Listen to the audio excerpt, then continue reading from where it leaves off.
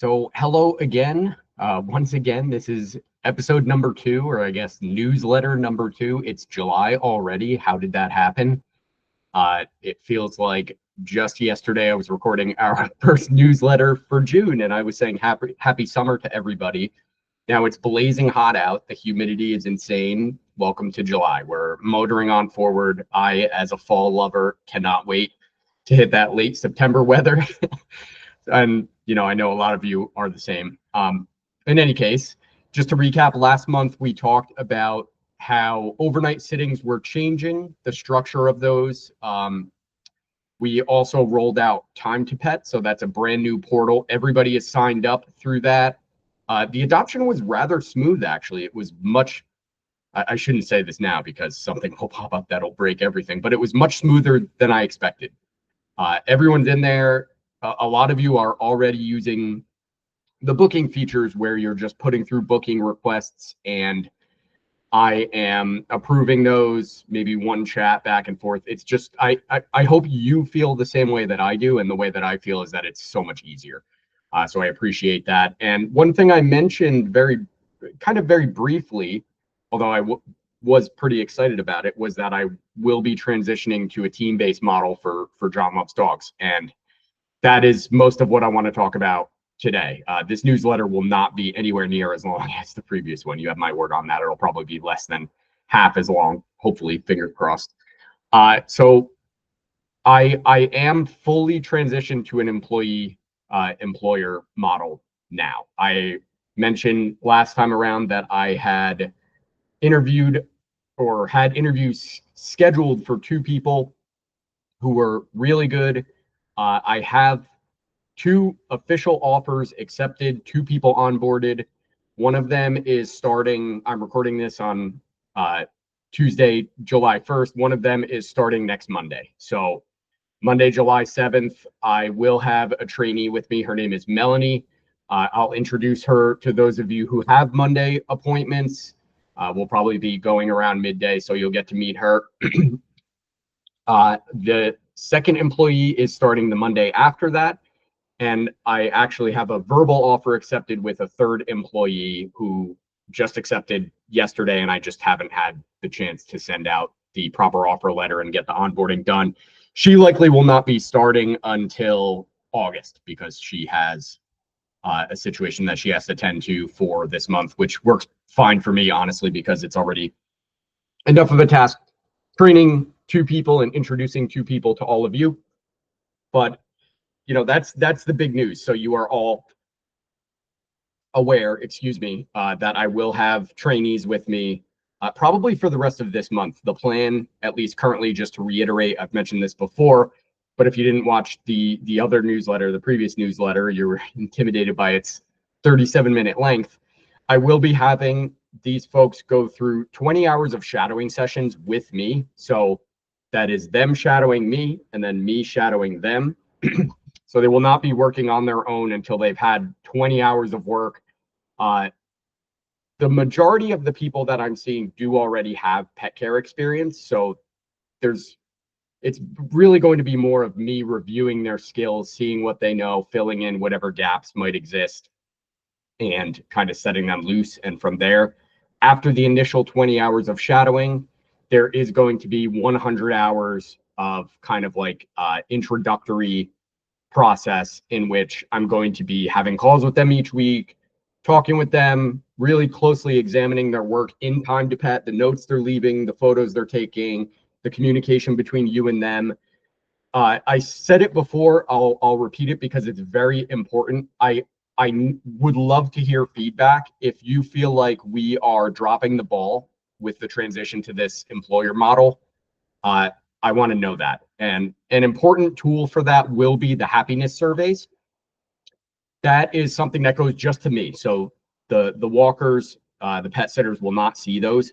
That's whenever you have a service completed within Time to Pet, it sends you an email. You guys probably see this every time we complete something. You get an email that just has our notes, it has the photos, it has everything in there. And then there's something at the bottom that says, how did we do? I think it's like awesome, just okay, or not great. And it's like a green happy face, yellow just mediocre face, and then like a red angry face.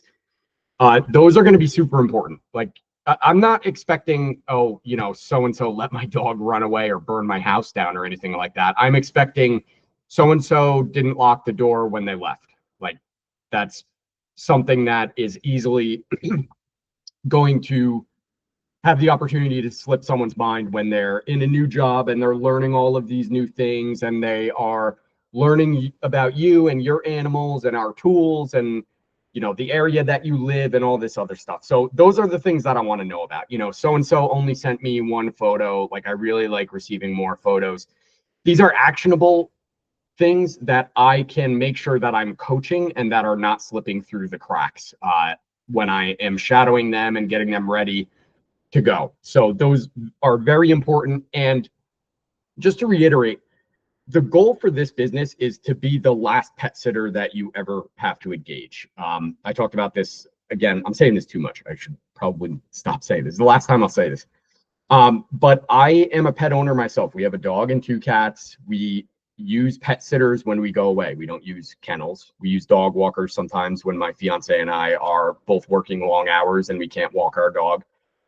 I despise having to reach out to like 5 separate people and send them all the same message, like while I'm working half the time, when I'm like, oh, I can't get home to walk my dog today. I better reach out to our sitters.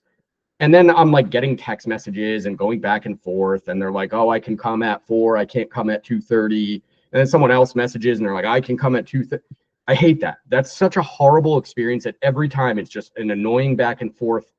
I want this business to be the last business you reach out to. And by that, I mean, you never have to use anybody again. You go into Time to Pet, you place the booking request, we accept it, we handle it for you, and that's it. You don't have to think about it. You don't even have to necessarily message back and forth. The goal by the end of the year is to have around 5 people employed for me as pet sitters and dog walkers. If I get to that point and we're stable, that is going to make it much more straightforward to achieve that goal of you send in a booking, we can handle it for you. And if it's not, that's good. That's a champagne problem.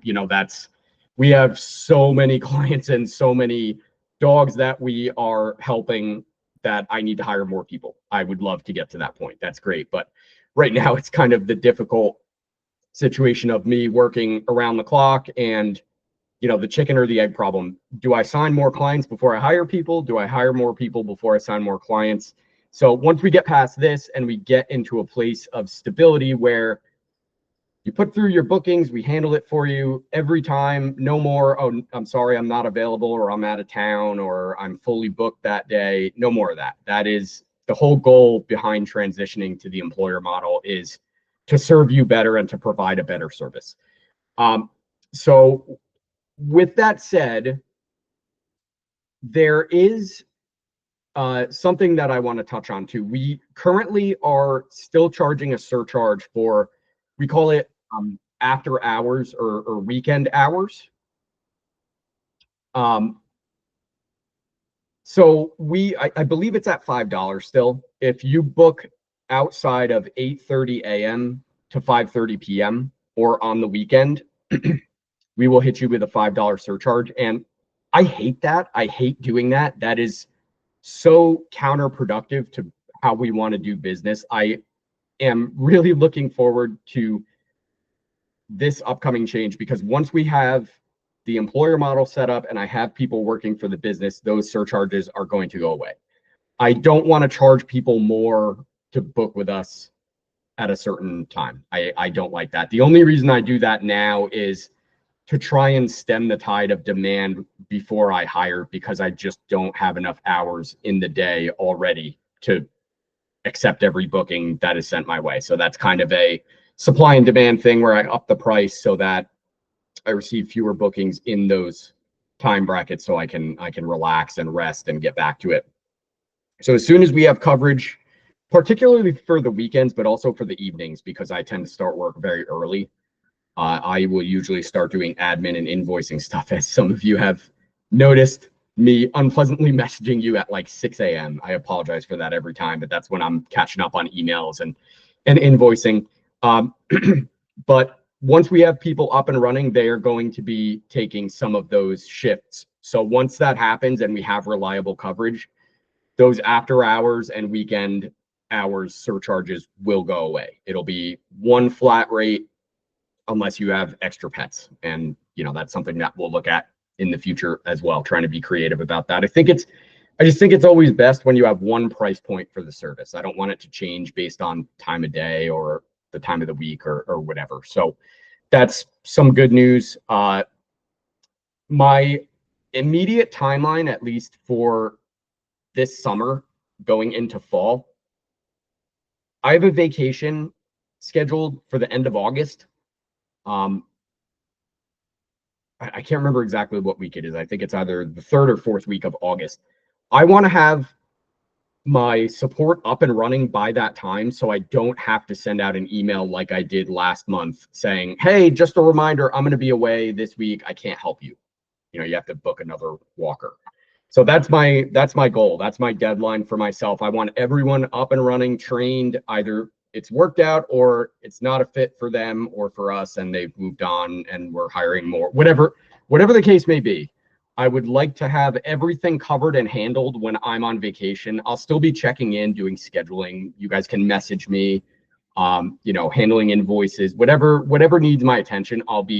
I'm just vacationing down south. I'll be in the States. I'll be around for calls and messages, but I don't want to have to cancel any services. So that's the immediate goal. That's that August deadline where I want to have people trained up and ready to go so they don't need shadowing. They don't need training. They can handle your pets by themselves. You're already familiar with them. You've met them. They're going to be coming through. You can see on Time to Pet, it will say like, Jon is taking this walk. Melanie is taking this walk. Dylan, whoever it is taking this walk or this drop in.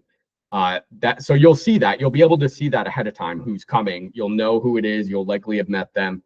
We'll be ready to go. And, when we hit September and after, that's where I want to be at 5 employees at the end of this year. That's subject to change, obviously, but that's the goal I have set. I think that'll place us in a good position where we have some redundancy, we have some overflow, where if I'm sick or someone else is sick, God forbid I twist an ankle or something, stepping on whatever weird stuff can happen, a tree branch whacks me in the face and I need to, get stitches or something, you guys are not left without a walker or someone to care for your pets for whatever, an afternoon. So that's where we want to get to. Again, I want to stress that I will still be in the field. You'll still see me. You'll still have regular contact with me. You can still text message me. If you send messages through Time to Pet, I'll be there. I will reply to you. Give me a call. I will be handling certain shifts and dog walks, and especially any overnight sittings that we have booked. Those are probably going to be under my purview for the time being, because I really want our pet sitters to have experience with your pets and for you to be comfortable with them before they're staying in your homes overnight. So that's basically it. That's really what I wanted to touch on. The big thing here is just Melanie starting next Monday. Dylan, he will be starting the Monday following. And if everything goes well, you should see them with me beginning Monday, July 7th. So that's the big thing to be aware of. Once again, if you have any questions at all, any comments, constructive criticisms, concerns, those are all C words. That's very interesting. Some nice flow into the next word there. But anyway, anything you want to say, if you have ideas that you want to hit us with, services that you would like to see us provide, I'm thinking about pet taxi services, things like that. Maybe getting into, I don't know, photography, pet photography, whatever wild thing you want to see, let me know. You all have my number. You've got my email. You can reach me pretty much at any time. I'll get back to you as soon as I can. Once again, I say it regularly and it comes from the heart every time. Thank you all so much. This career has been just incredible. This business is incredible. I'm amazed every day I get to hang out with your pets and see you guys and say hello. So thank you once again for joining me. If you made it to the end of this video, I'm very proud of you. And I will be sending I always say this at the end of the video. I should say it in the beginning. I'll send written notes in email so you can get the gist without having to watch the entire video. But thank you so much. I will see you very soon. Like I said, it's Tuesday, so I'll see a lot of you tomorrow for the big Wednesdays. And wishing you the best. Stay cool. Keep that AC cranked. See you all soon.